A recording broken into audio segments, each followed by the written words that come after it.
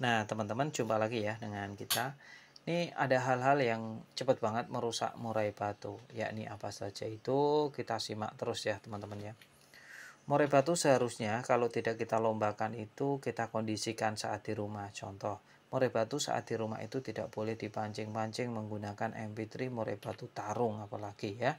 Itu sangat merusak sekali untuk settingan kita saat kita lomba nanti. Jadi teman-teman untuk yang punya murai batu di rumah jangan pernah dipancing menggunakan MP3 atau digoda-goda saat di rumah. Ini ngaruh teman-teman ya. Ini ngaruh karena nanti murai batu teman-teman malah tidak akan jalan saat di lomba. Terus murai batu yang dilombakan dalam keadaan belum siap. Nah, ini bisa berdampak buruk, domino nanti di kedepannya murai batu teman-teman malah tidak akan kerja maksimal. Contoh, murai batu yang masih dokor ya atau bulu basah ini sering banget bermasalah ketika dokornya ya, bulu basahnya itu belum kering dan dokornya belum selesai, itu sudah dipaksa lomba. Yang terjadi murai batunya nanti akan turun bulu lagi dan turun bulu lagi. Ketika sudah demikian maka susah sekali untuk kita dalam membenahi murai batunya. Benar-benar harus dalam keadaan yang siap ketika ingin melombakan burung murai batu. Jangan sampai memaksakan sesuatu yang seharusnya belum waktunya. Ini sangat-sangat riskan sekali. Terus ngetrek murai batu. Ngetrek burung murai batu sebenarnya kalau kita paham waktu mentok 8-10 menit itu dengan catatan di sebayanya, dalam artian ketika usia muda ya usia muda, jangan sampai usia muda kita trek dengan usia tua. Itu akan sangat berdampak risiko sekali di mental burung murai batu kita. Nah, murai batu seharusnya teman-teman pahami betul ya, untuk melombakan juga tidak boleh terlalu berdekatan, beda seperti burung cucak hijau ya yang bisa digeber 2-3 kali dalam seminggu. Kalau murai batu cukup sebulan sekali saja karena nanti di kelangsungan kedepannya akan sangat tergantung dengan apa yang dilakukan hari ini. Contoh ya, untuk murai batu teman-teman ya, sekarang kita geber terus-menerus untuk masa mudanya, nanti ketika perlu dibarisbawain, tidak semua tapi mayoritas ya, ketika sudah mutasi itu akan menjadi bermasalah. Entah itu mutasinya tidak selesai, terus mutasinya lama, murainya error, tatapan bengong, itu pasti akan terjadi.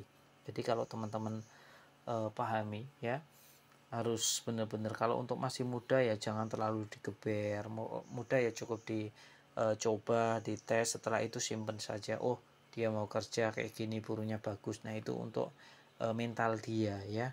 Menjaga mental dari murai batu itu sendiri jauh lebih bagus daripada kita harus mengamati atau membuat murai batu itu tidak jadi masalah. Nah, itu ya teman-teman yang harus dipahami betul-betul.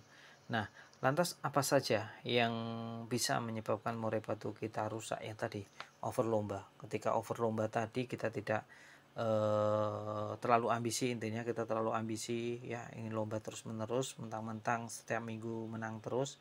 Inilah menjadi pemicu biasanya burung murai batu yang rusak. Justru murai-murai yang bagus-bagus, yang vektornya tinggi, terus dia mentalnya bagus, memiliki penguasa wilayah atau teritorial yang cukup bagus. Nah, hal-hal demikianlah seharusnya yang teman-teman pahami, bahwa murai batunya yang bagus tadi jangan terlalu over digeber ya. Itu satu. Terus untuk murai batu kalau terlalu sering di lomba itu berisiko teman-teman ya, risiko mentalnya rusak, risiko habitnya jelek, terus murainya kalau nggak kita kondisikan saat pulang juga nanti bisa berdampak buruk, yakni murai batu teman-teman malah susah diatur nantinya.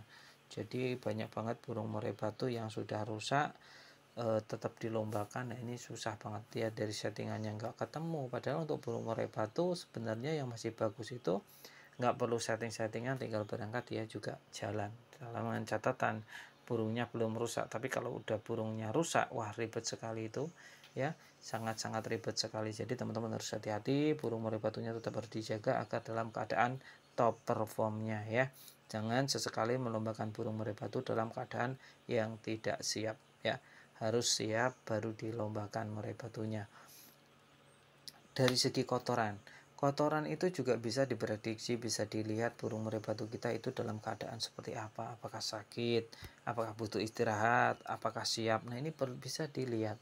Murai batu yang kurang fit biasanya kotorannya encer dan berbau menyengat atau berak kapur. Nah, ini seharusnya murai seperti ini jangan dilomba. Murai seperti ini cukup dikondisikan, diistirahatkan, kasih jangkrik yang nutrisinya bagus, ya, dikasih makan kunyit, dikasih makan jahe, ya.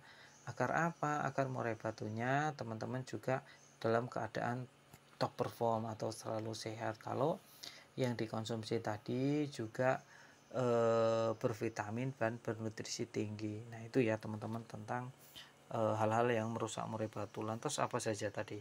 Di track itu juga kalau kita nggak tahu waktu merusak, ya.